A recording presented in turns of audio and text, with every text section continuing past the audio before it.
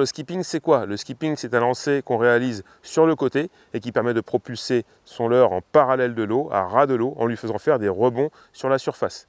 De cette manière, vous pouvez le déposer discrètement au cœur des berges encombrées, sous les frondaisons, sous les quais, des caches que les carnassiers apprécient particulièrement et où ils sont rarement sollicités. Concernant le matériel pour lancer en skipping, vous pouvez tout à fait procéder avec des ensembles spinning, c'est même plus facile pour un débutant. Maintenant, vous n'aurez pas de gestion de votre bannière et donc il sera difficile de freiner le leurre et de gérer également la puissance du lancer. Et donc rien ne remplace et rien n'égale la précision et la discrétion d'un ensemble casting. Concernant la canne, une canne de 2 m à 2,20 m possédant une action fast avec une pointe assez souple sera idéale. Elle permettra de catapulter le leurre sans donner d'impulsion, d'à-coup et donc dans la continuité du mouvement. Alors concernant la puissance de la canne, la plupart des leurres que l'on utilise sont des leurres de taille modérée qui ne dépassent que très rarement 45-50 grammes. Maintenant, il ne faut pas lésiner sur la puissance puisque quand on pêche dans des milieux encombrés, on a besoin de faire effort et d'extraire les poissons des obstacles. Donc une puissance de 15-40 grammes minimum est idéale et jusqu'à 20-60, 20-80 quand on va chercher les plus gros carnassiers comme le brochet ou le silure. Sur cette canne, on équipe un moulinet possédant un ratio élevé. C'est l'idéal pour aller maîtriser un poisson et l'extraire rapidement des obstacles. Ce moulinet sera équipé d'une tresse en 4 brins, plus résistante à l'abrasion qu'une tresse en 8 brins, de diamètre 20 à 22 pour le black bass et jusqu'à 28-30 pour le brochet ou encore au-delà pour le silure. Bien évidemment, en pointe, il ne faut pas oublier d'ajouter un bas de ligne en fluorocarbone. Pareil, il ne faut pas lésiner sur le diamètre car on est sur des pêches fortes où il faut extraire les poissons. Donc un diamètre de 40 convient pour le black bass, tandis qu'on utilisera plutôt du 80, 90 et jusqu'à 1 mm, voire plus, pour le brochet ou le silure. Il y a des leurres qui sont plus adaptés que d'autres à ce type de lancer, au-delà du fait qu'il vaut mieux utiliser des hameçons texans ou munis d'une brosse anti-herbe pour évoluer sans accroc au cœur des obstacles. Les leurres souples, assez larges et épais, plus ils sont épais et mieux ils rebondiront sur l'eau, donc de type shad, écrevisse, créature, voire grenouille, voilà, sont des leurres qui seront idéales pour débuter et réaliser des lancers en skipping. Maintenant, à part les leurres à bavette ou les spinnerbait, avec un peu d'entraînement, il est tout à fait possible de skipper n'importe quelle leurre. Avant de débuter les lancers, des petites choses importantes. Premièrement, le réglage du moulinet. Donc un moulinet casting a généralement 2 freins, un frein de friction, un frein magnétique. Le frein magnétique, on le règle à la moitié, généralement ça convient pour débuter. Et le frein de friction, on le règle de manière à ce que le leurre tombe doucement quand on ouvre le pick-up. Donc de cette manière, vous voyez, il tombe doucement. Là, vous êtes prêt à débuter vos lancers en skipping.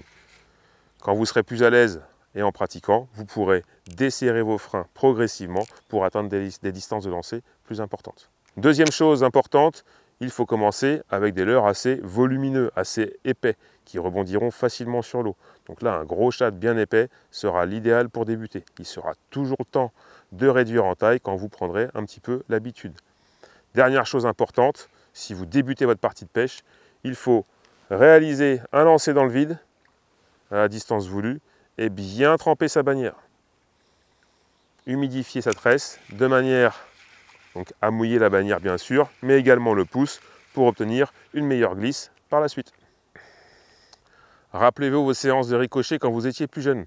Comme la pierre, le leurre doit prendre une trajectoire en parallèle de l'eau et raser la surface sans jamais la heurter, sinon il passera sous la pellicule. C'est pourquoi il est important d'avoir une hauteur, une position à hauteur de l'eau. Le pêcheur doit évoluer depuis la berge, encore mieux en wading, en flot de tube ou depuis un bateau, et non pas depuis une position haute comme une berge pentue ou un quai. De cette manière, vous avez plus de chances de prendre la bonne trajectoire dès le départ et de réussir la quantité de rebond voulue. Alors, avant de débuter, on se met en position, donc face à la cible que l'on souhaite atteindre, les pieds légèrement écartés, on tient sa canne à 2 mains, on la positionne sur le côté, et on sort à peu près 1 mètre de bannière sous la pointe du sion. Première étape du geste, on va charger son lancer, donc en effectuant un mouvement de balancier vers l'arrière. Donc on positionne sa canne vers l'arrière, On peut faire une rotation éventuellement, voilà, mais on charge le lancer. C'est la première étape. Alors, elle peut être faite au départ, et je vous le recommande, avec un mouvement de balancier. Par contre, après, avec l'habitude, vous pourrez faire une rotation entière pour donner encore plus de vitesse. Pour débuter, commencez en faisant un mouvement de balancier. Deuxième étape, on va donner l'impulsion. L'impulsion, alors là, je vais libérer le leurre pour le faire, mais on la donne en effectuant un mouvement parallèle avec la canne, parallèle à la surface, pour que le leurre prenne la même trajectoire. Et ensuite, troisième chose, le leurre ne doit jamais toucher la surface avant d'avoir complètement dépassé votre position. Donc il ne touche pas la surface au départ du lancer, mais il va toucher la surface à peu près 2 mètres devant votre position, pour faciliter la glisse, une fois que l'impulsion est donnée. Et enfin, dernière chose, quand le leurre commence à rebondir sur la surface, vous allez l'aider à poursuivre sa course et à rester au-dessus de la surface en maintenant votre canne en hauteur et en relevant la pointe pour accompagner jusqu'à la fin du geste. Ce qui vous donne tout rassemblé, je charge, je propulse, je gère la sortie de fil et je lève la canne. Alors, chose importante, c'est la pression de votre pouce sur la bobine durant toutes les phases du lancer. Pendant la charge, vous devez avoir une pression à 100%. Pendant l'impulsion, bien entendu, vous devez avoir une pression à 100%.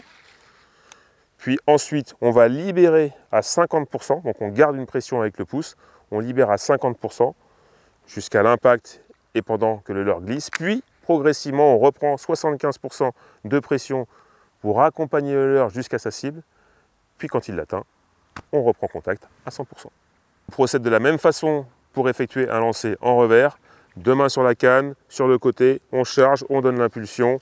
Voilà, maintenant c'est un geste qui, comme vous pouvez le voir, est un peu moins naturel pour un droitier. Il est aussi possible avec l'entraînement de réaliser des lancers de cette manière à une main. Voilà, c'est pas mon cas, donc mieux vaut s'exercer en coup droit et puis être certain de maîtriser ce geste avant d'essayer d'autres techniques. Et surtout, si vous le faites, pensez toujours à bien régler votre frein et à utiliser des gros leurres pour favoriser son inertie et qu'il puisse atteindre sa cible. Voilà, je vous laisse vous entraîner et mettre ça en application au bord de l'eau. Je vous fais une dernière petite démo et puis nous on se retrouve pour un prochain tuto.